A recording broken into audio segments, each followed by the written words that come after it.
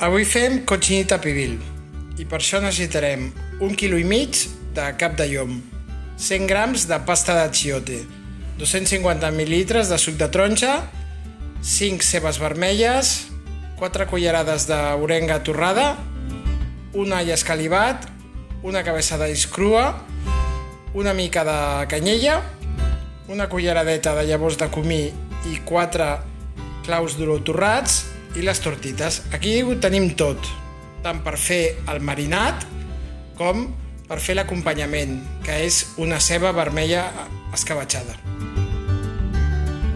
Posem tots els ingredients de la marinada a la Thermomix i ho triturem i després embadurnem la carn.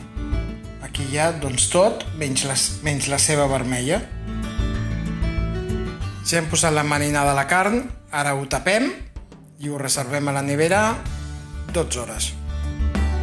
I després de 3 hores de cocció al forn a 200 graus, el cap de llom ha reduït així d'aquesta manera, tenim tota la salsa.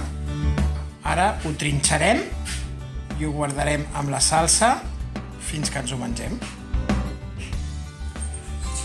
Ja tenim tota la carn trinxada, ara la deixarem macerar d'aquesta manera 24 hores més. No és necessari aquest darrer pas, us ho podríeu menjar ara, però sempre encara li agafarà més sabor.